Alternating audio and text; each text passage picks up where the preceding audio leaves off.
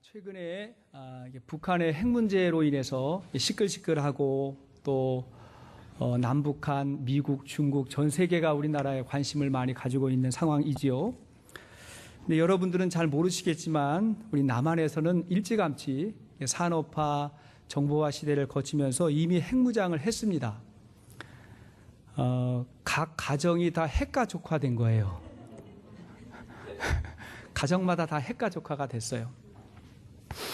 지난 시간은 우리가 온 가족 예배로 예배를 드렸고, 오늘 본문의 앞부분은 부부관계에 대한 말씀을 드렸죠. 그리고 오늘은 부모와 자녀의 관계에 대한 말씀을 저희들이 보게 됩니다. 가족에 대한 말씀이죠. 굉장히 중요한 말씀임에도 불구하고 조금은 말하기도 듣기도 어색하고 불편한 부분이 참 많이 있는 그러한 시대입니다. 저도 오늘 본문의 말씀을 제가 일부러 정한 것이 아니고 에베소서를 이렇게 쭉 강해하는 가운데 오늘 본문을 이제 오늘 저와 여러분들에게 하나님께서 주신 거죠.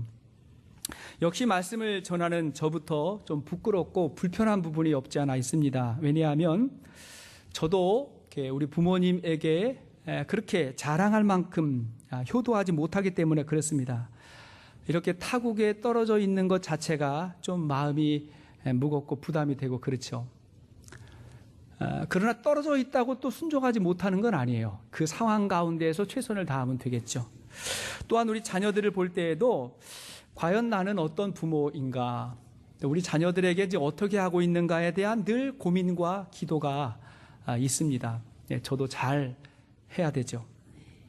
그런데 뭔가 불편하다면 오히려 그건 꼭 필요한 말씀일 수 있습니다. 불편하다는 것은 뭔가 문제가 있고 바꿔야 될 필요가 있다는 거거든요. 불편하기 때문에 그 부분이 더 중요한 말씀일 수 있어요. 혹 여러분 가운데 가정의 행복을 포기하신 분이 있으십니까? 없으시죠? 그건 신앙을 포기한 것하고 똑같은 것입니다. 가정의 행복은 신앙에서 와요. 그러니까 가정의 행복을 포기한다 그러면 신앙을 포기하는 것하고 같은 거예요. 신앙생활의 가장 중요한 현장이 우리의 가정이기 때문에 그렇습니다. 종종 교회나 신앙 때문에 가정에 불화가 생긴다고 하는 사람이 있는데 그건 잘못된 신앙생활을 하고 있는 것이죠. 신앙생활을 우리가 잘해서 여러분의 가정을 하나님의 나라로 바꾸어 갈 수 있기를 축복합니다. 에베소서는 교회론, 교회가 무엇인가에 대한 말씀으로 우리가 공부해 왔습니다. 그런 성경이에요. 그에 앞서서 에베소서의 앞부분을 보면 우리 개인의, 나 개인의 구원과 신앙의 문제에 대해서 먼저 가르쳐주고 있습니다. 왜냐하면 교회를 이야기할 때 개인의 신앙을 말하는 이유는 뭐냐면 여러분들이 교회이기 때문에 그래요. 내가 하나님 앞에 교회이기 때문에 그렇습니다. 여러분, 교회는 건물이 아니에요. 예수의 피로 구원받아 하나님의 자녀가 된 우리가 교회입니다. 그리고 우리가 이렇게 모이면 갈릴리 선교 교회가 되는 것이고, 우리가 가정 가운데 거하면 가정이 교회가 되는 것입니다. 그래서 교회의 이야기를 주님이 가르쳐 줄 때 가정의 이야기가 소개가 돼 있는 것입니다. 하나님은 우리의 가정을 다스리셔서 천국 같은 가정이 되기를 원하십니다. 자, 그렇게 하기 위해서 특별히 부모와 자녀의 관계는 어떤 관계가 되어야 될까요? 자, 첫째는 주님 안에서 서로를 바라봐야 됩니다. 주님 안에서 서로를 대해야 됩니다. 성경이 이야기하는 축복은 예수님 안에서 살아가는 사람에게 약속하신 축복입니다. 단순히 교회 다니면 그런 복을 받는다, 그게 아니라 주님 안에서 살아가고 그 마음을 품고 살아갈 때 이런 복을 받는다고 주께서 말씀하신 것이죠. 가정은 기본적으로 두 가지의 구조를 가지고 있습니다. 하나는 수평적인 구조로 남편과 아내의 관계입니다. 또 하나는 수직적인 구조로 부모와 자녀의 관계죠. 수평관계, 수직관계가 있고 그 중심에 예수님이 계신 거예요. 남편과 아내는 상하관계가 아니라 수평관계입니다. 아내는 남편에게 복종하고 남편은 아내를 위해서 희생합니다. 이건 계급이 아니라 역할의 문제라고 말씀을 드렸고, 그 중심에 예수님이 계세요. 주님이 계실 때 그게 가능한 거예요. 그래서 에베소서 5장 22절 말씀 보니까 그랬죠. 아내들이여 남편에게 복종하기를 죽게 하듯 하라고 했어요. 이 말은 주님에게 복종하려고 하는 사람이 남편에게 복종할 수 있는 마음을 가질 수가 있다는 것입니다. 그런가 하면 25절을 보면 남편들아 아내 사랑하기를 그리스도께서 교회를 사랑하심 같이 하라고 했어요. 주님이 교회를 위해서 그의 몸을 주시고 생명을 주시고 다 주셨던 것처럼 그 사랑을 아는 사람만이 남편의 아내를 주님의 사랑으로 사랑할 수가 있다는 것입니다. 그것이 가정의 신비라고 말씀을 드렸어요. 마찬가지로 자녀가 부모를 대할 때도 주님 안에서 봐야 됩니다. 오늘 본문 1절 말씀을 보십시오. 1절 시작. 자녀들아 주 안에서 너희 부모에게 순종하라. 이것이 옳으니라. 여기도 보니까 주 안에서 순종하라 그랬어요. 주님 안에서 그렇게 할 수 있다는 거예요. 골로새서 3장 20절 말씀을 보아도 시작. 자녀들아 모든 일에 부모에게 순종하라. 이는 주 안에서 기쁘게 하는 것이니라. 여기도 주 안에서 기쁘게 한다. 언제나 우리의 가족을 대할 때에 내 관점이 아니라 주님의 관점으로, 주님이 기뻐하시는 것이 무엇인가를 기억하면서 주님의 관점으로 서로를 대해야 된다는 것이죠. 반면에 4절을 보면 4절 시작. 또 아비들아 너희 자녀를 노엽게 하지 말고 오직 주의 교훈과 훈계로 양육하라. 여기도 주의 교훈과 훈계로, 이 주의라는 말도 주 안에서 그런 말이에요. 그러니까 부모와 자녀의 관계의 중심도 주님이 계셔야 되는 거예요. 성경적 가르침입니다. 주님이 계셔야 돼요. 사실 부모와 자녀만큼 가까운 관계가 어디 있겠어요? 누가 그 틈 안으로 들어올 수가 있겠어요? 부모와 자녀 관계 얼마나 가깝습니까? 그런데 죄가 들어오면 이 관계도 적이 된다니까요. 죄가 갈라놓아요. 디모데후서 3장 1절 이하의 말씀 보면 시작. 너는 이것을 알라. 말세에 고통하는 때가 이르러 사람들이 자기를 사랑하며 돈을 사랑하며 자랑하며 교만하며 비방하며 부모를 거역하며 감사하지 아니하며 거룩하지 아니하며. 자, 여기에 부모를 거역한다. 말세에. 이게 말세의 현상이고, 말세는 악한 마귀가 더 강하게 역사하는 때입니다. 그럼 부모를 거역하게 된다는 거예요. 히틀러의 나치가 유대인들을 아주 잔인하게 학살을 했습니다. 그런데 이 독일 사람들도 인간이기 때문에 전쟁터가 아니라 수용소에서 가만히 있는 사람들을 죽인다는 것은 쉽지 않은 일입니다. 사람이 사람을 죽인다는 게 얼마나 어려운 일입니까? 그래서 일종의 심리전술을 폈답니다. 유대인들이 수용되어 있는 그 수만 명이 모여있는 수용시설에 화장실을 턱없이 부족하게 만든 거예요.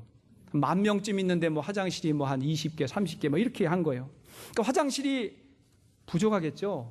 너무 불편한 거예요. 그러니까 화장실에 가가지고 사용하지 못하고 이렇게 막사 주위에다가 이제 배설물을 이렇게 하게 된 거예요. 근데 여기저기다가 막 그냥 할 수밖에 없는 겁니다. 때로는 막사 안에도 배설물이 쌓일 때가 있다는 거예요. 유대인들에게 냄새가 진동을 하는 거예요. 냄새가 나고, 그런 반면에 물은 겨우 먹을 수 있을 만큼만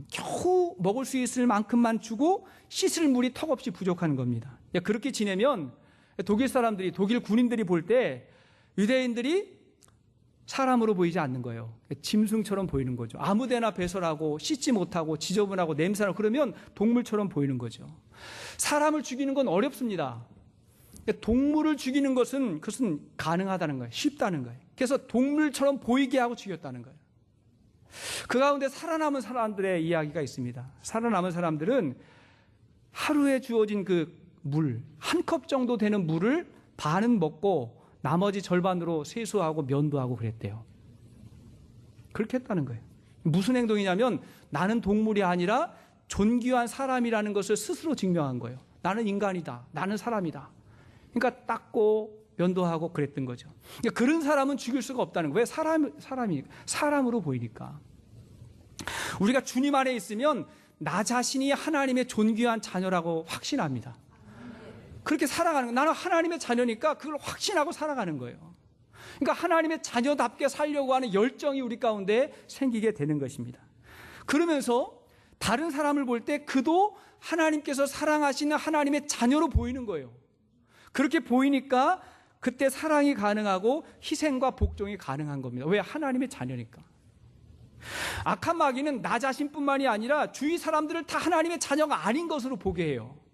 내가 하나님의 자녀가 아닌데 누가 하나님의 자녀로 보일 수가 있겠습니까? 그러니까 하나님의 자녀로 보이지 않으니까 어떻게 되는 거예요? 가장 가까워해야 할 가족까지도 원수로 보게 하고 적으로 보이는 거예요. 우리 가정에 원수가 있더라. 이런 이유는 뭐예요? 안 보이는 거예요. 그렇게 하나님의 자녀로 보이지 않고 적으로 보이는 거예요. 그러니까 우리가 가정의 화목을 위해서는 빨리 주님 안으로 들어와야 되는 거예요. 그리스도 예수 안에서 살아갈 때 그런 삶이 가능하다는 것입니다. 자, 그러면 주님 안에서 우리가 부모님을 어떻게 보아야 될까요? 자, 두 번째, 부모를 향한 자녀의 태도는 순종과 공경입니다. 순종과 공경이에요. 자, 1절과 2절을 보시겠습니다. 시작. 자녀들아, 주 안에서 너희 부모에게 순종하라. 이것이 옳으니라. 내 아버지와 어머니를 공경하라. 이것이 약속이 있는 첫 계명이니. 자, 여기 보니까 너희 부모에게 순종하라. 그리고 아버지와 어머니를 공경하라. 순종과 공경에 대해서 자녀들에게 이야기하고 있습니다. 그러니까 사도 바울이 자녀들아 라고 에베소 교회 성도들에게 말하는 것은 그 당시에 교회가 가정교회로 부모와 자녀들이 함께 예배를 드리고 있었기 때문에 자녀들에게 먼저 이야기를 하는 것입니다. 그 자녀들에게 먼저 당부하고 있다는 건 뭐냐면 부모와 자녀의 문제는 자녀의 위치에서 먼저 풀어가야 된다는 거예요. 자녀가 먼저 순종하고 복종해야 된다는 거예요. 자녀는 부모에게 순종해야 됩니다. 순종이라고 하는 말은 경청한다 혹은 엎드려 듣는다 그런 말이에요. 경청하는 거예요. 메시지 성경을 보니까 부모가 이르는 대로 하십시오 이렇게 번역했어요. 부모님이 이르는 대로 하십시오. 일단 자녀들은 부모의 말을 잘 듣고 경청하는 게 순종이에요. 그게 효도의 시작입니다. 하나님께서는요, 우리 모든 부모님에게 본능적으로 자녀들을 잘 보호하고 바른 길로 인도하는 마음을 주셨어요. 이건 본능이에요. 혹시 부모님들이 좀 잘못된 삶을 살았을지라도 자녀들에게만은 좋은 길로 인도하고 싶은 마음이 누구에게나 있는 거예요. 그래서 누구보다도 부모의 말을 먼저 들어야 됩니다. 순종입니다. 또한 순종을 넘어서 공경하라고 말해요. 공경하라. 차이가 있죠. 순종은 겉으로 드러나는 외적인 태도라면 공경은 마음에서 우러나오는 내적인 태도예요. 혹시 순종을 하는데 공경하지 않는 경우 있죠. 그러니까 하라니까 하긴 해요. 시키니까 하긴 해요. 근데 마음에는 그게 아니고 분노가 있어요. 이건 뭐예요? 순종은 되는데 공경이 안 되는 거죠. 여러분들이 신앙생활 할 때 하나님에게 순종은 되는데 마음으로 공경이 안 될 때가 있어요. 주일이니까 교회는 와요. 순종을 한 것 같아요. 근데 마음이 하나님께 드려지지 않으면 그건 마음의 공경이 안 된 거예요. 두 가지가 같아야 된다는 거예요. 최근에 읽은 이야기가 있습니다. 어떤 집에 사남매가 있고 모든 자녀들이 잘 자라서 좋은 직장 얻고 결혼을 해서 가정을 다 이루었대요. 부모의 입장에서는 이제 할 일 다 했다. 마음의 여유가 왔다 싶었는데 아버지가 갑자기 암에 걸리게 되었습니다. 아버지가 아들, 딸, 며느리, 사위를 불러서 모두를 불러가지고 이렇게 이야기를 했대요. 내가 너희들을 키우고 대학 보내고 시집장가 보내고 사업하느라고 7억 원 정도, 70만 불 정도 됐죠. 7억 원 정도의 빚을 졌다. 알다시피 내 건강이 안 좋고 능력도 없으니까 너희들이 좀 얼마씩 갚아다오 그랬대요. 그리고는 종이를 한 장 딱 꺼내가지고 너희들이 갚을 수 있는 금액을 좀 써보라고 그렇게 이야기했대요. 그러니까 자식들은 그 부모님에게 지금 재산이 얼마 있는 재산이라도 좀 받을 수 있을까 싶었는데 이렇게 제안을 하니까 굉장히 당황한 거예요. 갑자기 당황했어요. 한참 만에 제일 어렵게 살고 있는 둘째 아들이 적었어요. 5천만 원 적었대요. 5천만 원. 큰아들이 기다리고 있다가 2천만 원을 적었대요. 셋째가 1,500만 원, 막내딸이 1,000만 원 이렇게 적었대요. 가격이 모질라잖아요. 턱없이 모질라죠. 이렇게 적은 거예요. 그리고는 어색하게 헤어지고 나서 그 다음 날부터 이제 왕래도 없고 소식도 없고 그런 상태였답니다. 얼마 후에 아버지가 다시 자녀들을 불렀대요. 이번에는 사위하고 며느리는 오지 않고 네 자녀만 왔대요. 네 자녀만. 이때 아버지가 이렇게 말했답니다. 내가 죽고 나면 너희들이 얼마 되지 않는 유산으로 싸움질하고 형제간의 의의가 상할까 봐 전 재산을 정리하고 공증까지 마쳤다. 지난번에 너희들이 적어준 액수의 5배만 내가 주겠다. 이것으로 너희에게 줄 상속 끝. 상속 끝냈다는 거예요. 할 말이 있어요, 없어요? 할 말이 없어요. 내가 줄 수 있는, 평생 부모님에게 다 받아가지고도 부모님 돌아가실 때 나에게 얼마 주나 요것만 기대하고 있는 자녀들에게 내가 해줄 수 있는 금액, 그거의 5배. 저는요, 이 부모님이 굉장히 지혜롭고 훌륭하다고 생각합니다. 저 같으면 괘씸해서 하나도 안 줘요. 하나도 안 줍니다. 근데 죽고 나서 자녀들이 의의가 상할까봐 그렇게 했다는 거예요. 그것도 5배나. 5배나. 평생 남 앞에서 눈물 흘리지 않고 살았던 부모님들이 자식 문제로 인해서는 눈물 흘리는 거예요. 마음이 아픈 거죠. 이런 부모님의 말씀에 순종하지 않고 누구의 말을 우리가 들을 수가 있겠습니까? 성경은 부모에게 순종하고 복종해야 할 이유를 2가지로 설명하고 있어요. 하나는 자연법 때문에 그렇습니다. 자연법이에요. 1절을 보니까 1절에 뭐라 해서 이것이 옳으니라. 옳다고 하는 건 뭐냐면 마땅하다, 타당하다 그런 말이에요. 타당하다. 그러니까 부모를 공경하는 거는 이것은 어느 종교, 어느 사회에서나 다 마땅한 거다. 이건 상식이다. 이렇게 가르쳐주고 있고, 또 하나는 하나님의 계명이라는 거예요. 하나님의 계명. 2절에 뭐라 했어요? 내 아버지와 어머니를 공경하라. 이것은 약속이 있는 첫 계명이다. 약속이 있는 첫 계명이다. 이것은 십계명을 두고 말씀하시는 것입니다. 십계명은 하나님이 가장 중요하게 여기는 법이죠. 십계명은 크게 2부분으로 나눌 수가 있습니다. 첫 번째에서 4번째까지는 하나님에게 대한 계명, 하나님을 어떻게 섬길까에 대한 계명. 5번째부터 10번째까지는 사람들과의 관계 속에서 어떻게 섬길 것인가에 대한 그런 계명인데, 그 5번째 중에 10번째 사람과의 관계 속에 첫 번째 계명이 뭐예요? 내 부모를 공경해라. 그러니까 인간관계 중에 가장 중요한 건 뭐냐면 부모를 공경하는 거예요. 이게 너무나 중요하기 때문에 하나님께서 약속하셨다는 거예요. 약속까지. 3절 보니까 뭐라 했어요? 이로써 내가 잘되고 땅에서 장수하리라. 신명기 5장 16절에 십계명을 주실 때 이렇게 말씀하셨습니다. 시작. 너는 내 하나님 여호와께서 명령하신 대로 내 부모를 공경하라. 그리하면 내 하나님 여호와가 내게 준 땅에서 내 생명이 길고 복을 누리리라. 생명이 길고 복을 누리리라. 우리가 할 수만 있다면 이런 은혜와 축복을 우리 부모님을 잘 섬기면서 받을 수 있게 되기를 바랍니다. 자, 성경은 이어서 자녀에 대한 부모의 태도에 대해서 말하고 있습니다. 자, 3번째, 자녀를 대하는 부모의 지혜는 주의 교훈과 훈계로 양육하는 것입니다. 주님의 교훈과 훈계로 양육하는 거예요. 모든 인간관계는 상호적입니다. 그렇기 때문에 부모님만 일방적으로 잘못할 수가 없고 자녀들만 일방적으로 불효할 수가 없다는 거예요. 자녀들이 부모를 공경하기 위해서는 그 자녀를 향한 부모님의 지혜도 엄청나게 많이 필요하다는 것입니다. 4절 말씀, 4절을 보니까 시작. 또 아비들아 너희 자녀를 노엽게 하지 말고 오직 주의 교훈과 훈계로 양육하라. 여기 보니까 하지 말라는 게 있고 하라는 게 있어요. 일단 하지 말라는 게 뭐죠? 너희 자녀를 노엽게 하지 말라. 마음에 분노와 상처를 주지 말라는 거예요. 분함, 상처 이런 게 많거든요. 부모와의 관계가 힘든 것은 부모로부터 받은 마음의 상처 때문에 그렇습니다. 통계에 의하면 자녀들이 부모로부터 받는 상처가 부모가 자녀로부터 받는 상처보다 훨씬 많습니다. 자, 이해가 안 되죠?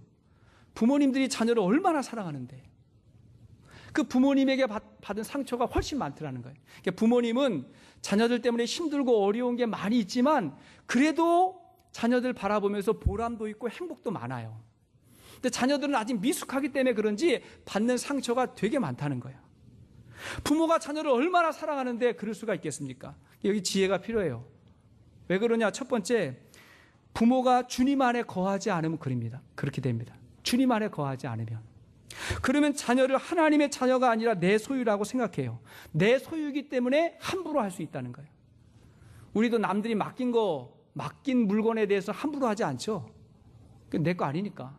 근데 하물며 하나님께서 맡기신 자녀를 어떻게 함부로 할 수가 있겠어요? 근데 내 거라고 생각할 때 우리가 함부로 자녀들에게 말하고 학대할 수가 있다는 것입니다. 두 번째는 부모가 원칙이 없이 자녀를 대할 때 분노합니다. 부모의 기분 좋으면 그냥 넘어갈 일을 기분 나쁘면 막 화를 내는 거죠. 부모는 자녀를 보면서 막 화가 나고 눈치를 봐요. 기분이 좋은가 나쁜가에 대한 자꾸 눈치를 봅니다. 이럴 때 자녀들은 받아들이기 힘들어집니다. 오늘날 이 청소년 문제는요, 90% 이상은요, 부모에 대한 분노를 세상 가운데 표출하는 거예요. 대부분입니다. 청소년들이 뭐 정치 문제, 경제 문제 가지고 분노하겠어요? 핵 문제 가지고 아니에요. 가정 문제를 가지고 분노가 일어나는데 할 수 없으니까 세상으로 탈선하는 거예요. 이것이 치유되지 않고 자라서 그들이 부모가 되고 그들이 어른이 되었을 때에 그들의 자녀들과 그 주위 사람들에게 똑같이 상처를 줍니다. 악순환이 되는 거예요. 셋째로, 부모가 모범을 보이지 않고 말로 강요할 때 분노합니다. 우리는 자기도 잘 하지 못하는 것을 자녀들에게 막 너무 쉽게 강요할 때가 많다는 거예요. 언제 그렇죠? 공부하라 그럴 때. 제발 공부 좀 하라 그러고, 게임하지 말고 책 좀 보라고 막 이야기할 때. 그런데 사실은 본인도 옛날에 안 했거든요. 근데 그런 말을 하긴 해야 되는데 하고 싶으면 어떻게 해야 되냐? 본인 스스로가 바뀌어야 되는 거예요. 자녀들은 부모의 말이 아니라 삶을 통해서 배우잖아요. 그러니까 자녀들이 했으면 좋겠는 것을 먼저 하는 거예요. 보여주는 거예요. 그런 가정을 만들어가는 거죠. 그러니까 이런 것들 하지 말고, 하나님 말씀 하지 말고, 대신에 하나님이 부모에게 맡겨준 책임이 두 가지입니다. 하나는 주의 말씀으로 교훈하는 거예요. 주님의 말씀으로 교훈해라 그랬죠.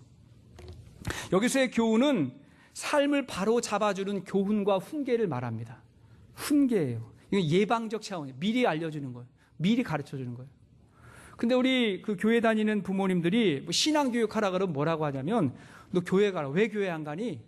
교회 가라 그러고, 성경 좀 읽어라. 기도 안 해 너?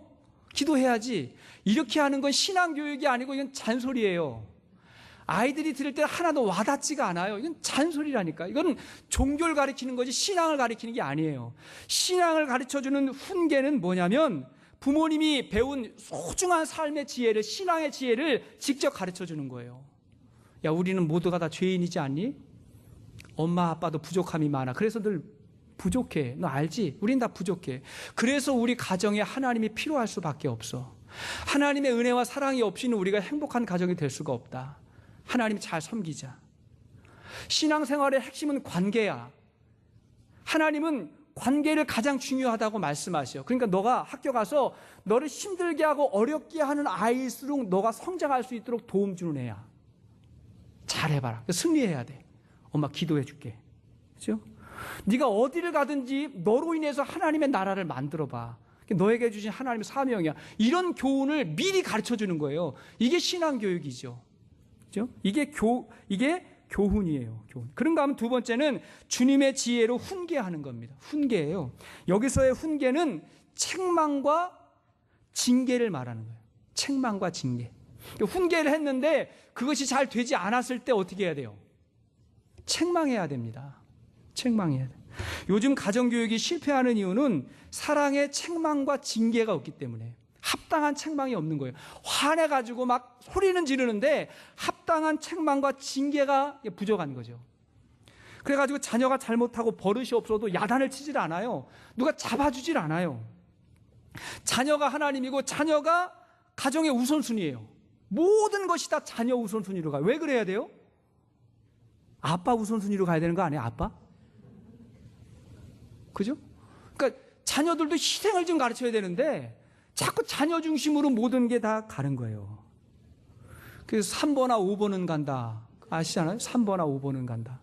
어느 시골에 살고 있던 부모님이, 아버님이, 그죠? 도시 살고 있는 아들, 며느리, 그 다음에 손주 있는 집에 갔다잖아요.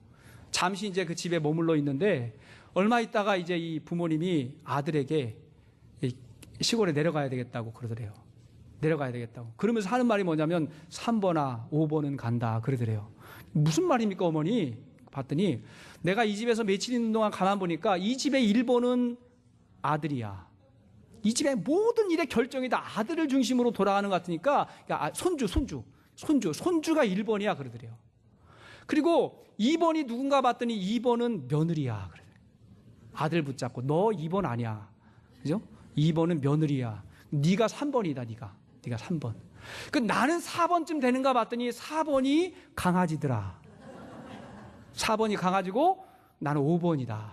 그래가지고 3번아 5번은 간다. 그러고 갔대잖아요. 여러분, 이렇게 자란 아이들이 어떻게 섬김과 배려와 순종을 배울 수가 있겠어요? 이렇게 세상으로 나가지고 어떻게 세상 가운데 감사와 행복을 누릴 수가 있겠어요? 세상이 나 중심으로 돌아가질 않는데 나 중심으로 자라가지고 어떻게 세상에서 적응할 수가 있겠습니까? 책망과 질책을 가르쳐야 돼요. 잠언 13장 1절 말씀 보니까 시작. 지혜로운 아들은 아비의 훈계를 들으나 거만한 자는 꾸지람을 즐겨 듣지 아니하느니라. 24절 시작. 매를 아끼는 자는 그의 자식을 미워함이라. 자식을 사랑하는 자는 근실이 징계하느니라. 이 징계가 매라고요. 책망이에요. 필요하다는 거예요. 성경적 근거가 있어요. 순종해야죠. 순종해야 됩니다. 자, 이러한 과정을 통해서 가장 중요한 건 뭐냐면 우리의 자녀들이 하나님을 인격적으로 만나게 하는 거예요. 인격적으로. 부모가 자녀들에게 해줄 수 있는 게 그렇게 많지 않습니다. 학교 다닐 때 학비 주고 학교 라이드하고 보내주는 거, 그 정도 하다가 이제 청년이 되면, 이제 중고등학교 졸업하면 그 인생의 숱한 문제, 숱한 장애물들을 본인 스스로가 넘어야 돼요. 눈물 흘리면서 정말 갈등하면서 본인 스스로가 넘어야 될 때 부모가 해줄 수 있는 게 없어요. 물론 기도해 주죠. 근데 더 중요한 건 뭐냐면 그들 스스로가 주님의 지혜와 능력으로 그 인생을 살아갈 수 있도록 주님 만나게 해주는 거, 이것이 가장 좋은 교육이에요. 그거 해줘야 됩니다. 최근에 저희 가정에서 있던 일입니다. 우리 소원이는요, 기원이가 태어나기 전까지 아내하고 같이 새벽 기도를 매일 나왔습니다. 매일 새벽 기도를 나왔어요. 그 후로 한 번도 주일 예배에 빠진 적이 없습니다. 그러다가 최근에 소은이가 얼굴에 근심이 가득해가지고 저하고 아내한테 말하는 거예요. 이번에 학교에서 가는 캠프의 날짜가 주일이 꼈다는 거예요. 몰랐다는 거예요. 저희도 몰랐거든요. 그러니까 금요일에 출발해가지고 주일에 오는 그러한 일정이었어요. 그걸 모르고 예전에 그 사인해달라고 종이를 가져왔는데 당연히 그 전에도 그랬으니까 당연히 뭐 평일이겠지 하고 차 읽어보지도 않고 사인을 해준 게 그게 작년이에요. 작년에 사인을 해주고 시간이 지난 거예요. 그러고 나서 이제 돈까지 다 완납하고 그걸 뒤늦게 이제 알게 된 거예요. 그걸 딱 듣고 와가지고 주일에 절대 예배 빠질 수 없다는 것이 목사 딸의 팔자인지라, 상식이기 때문에, 상식이잖아요. 소은이가 굉장히 당황하는 거예요. 또 그걸 확인하지 않고 보내주겠다고 돈까지 다 낸 저희도 굉장히 난감했습니다. 그러니까 상황을 보니까 우리 소원이는 이미 갈 사람들 팀도 짜져 있고 조도 짜져 있고 막 할 계획까지도 다 이제 하고 있었던 그러한 상황이었어요. 제가 이 문제를 가지고 하나님 앞에 기도했습니다. 정말 기도했어요. 무슨 소리야? 당연히 가야지. 당연히 교회를 와야지. 목사 딸이니까 당연히 와야지. 그러면 그 교회로 오죠. 당연히 오죠. 그러나 이 아이에게 정말 좋은 교육을 저는 하고 싶었어요. 그러니까 기도를 했어요. 하나님에 어떻게 해야 됩니까? 그때 하나님께서 주시는 마음이 뭐냐면 이거는 돈의 문제도 아니고 목사로서의 체면도 문제가 아니라 소원이가 하나님을 좋으신 하나님으로 인격적으로 하나님을 만날 수 있는 기회가 됐으면 좋겠다고 제가 생각을 했어요. 그런 마음을 주셨어요. 그러고 나서 이제 소원이를 불렀어요. 그리고 이야기했죠. 이건 너만의 문제가 아니라 아빠 엄마도 실수한 문제다.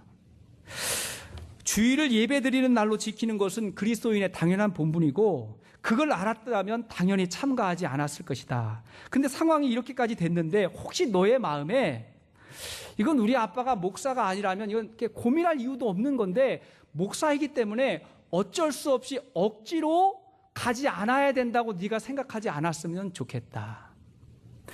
이번 일은 아빠가 너의 결정을 존중해 주겠다. 네가 기도하고 네가 생각했으면 좋겠다. 그 아이에게 이야기를 했습니다. 그리고 나서 이제 고민을 하던 소원이가 조심스럽게 말하는 거예요. 그럼 이번에는 가고 다음부터는 가지 않는 게 좋겠다고 말했어요. 제 생각에는 생각해보니까 안 가는 게 좋겠습니다 라고 말하는 게 최상의 답이었는데 아이가 말하는 거예요. 이번에는 가고 다음부터는 우리가 같은 일이 반복되지 않았으면 좋겠습니다. 이렇게 이야기를 하는 거예요. 그래서 그래, 네가 기도하고 내린 결정이니까 그렇게 하고, 그리고 그날 집에 오면 우리 온 가족이 진지하게 가정 예배를 드리는 걸로 하자, 이 얘기를 했습니다. 제 의도를 여러분 아시겠죠? 내가 신앙생활을 해야 되는데 억지로 율법으로 드리는 그런 예배가 아니라 하나님의 은혜와 나에게 있어서 하나님이 어떤 존재인지, 예배가 도대체 무엇인지를 진지하게 생각할 수 있는 기회로 삼고 싶었고, 이 상황 가운데 하나님의 마음이 무엇인지를 가르쳐주고 싶었어요. 그러고 나서 이제 캠프에 다녀온 다음에 제가 물었어요. 어땠냐? 그랬더니 마음이 좀 불편했어요. 아빠. 불편했고 앞으로는 이런 일이 있으면 안 되겠어요. 그렇게 이야기를 하더라고요. 평생의 교훈이 되었으면 좋겠다라고 생각하는데 문제가 하나 또 남았어요. 문제는 그로부터 약 한 달 후에 같은 학교를 다니고 있는 기원이가 캠프를 가야 되는 거예요. 완납은 아니지만 어느 정도의 돈을 냈어요. 그날도 주일이 낀 거예요. 이상하게 올해는 그런 거예요. 주일이 꼈어요. 기원이에게 물었어요. 그랬더니 이 모든 상황을 지켜보던 기원이가 하는 말이 난 안 가요, 그러는 거예요. 아빠, 난 안 가요. 왜 그래? 안 가는 게 낫겠어요. 기도해봤니? 예, 기도해봤어요. 안 가는 게 낫겠어요. 그러면 너의 결정이 옳다고 생각한다 하고 모든 문제가 이렇게 넘어갔거든요. 제가 이렇게 하는 이유는 뭐냐면, 자녀들이 율법이 아니고 종교 생활이 아니라 진짜 하나님 안에서 살았으면 좋겠어요. 예배를 드려도 이 예배가 그 아이들에게 어떤 의미인지를 제가 가르쳐주고 싶었던 거예요. 자녀에게 하나님을 가르치면 그들이 부모에게 순종하고 공경하게 될 겁니다. 자녀들에게 세상의 성공과 돈만 가르치면 그들은 부모가 죽은 후에도 유산으로 싸울 수도 있고, 남 얘기가 아닙니다. 유산으로 싸울 수도 있고 부모님들에게 받은 것이 없다고 불평하는 자녀들도 될 수가 있어요. 저는 물려줄 게 없거든요. 그러니까 뭘 물려줘야 돼요? 신앙으로 살아갈 수 있는 방법을 물려주는 거예요. 재산이 지혜를 주는 것이 아니라 지혜가 재산을 줍니다.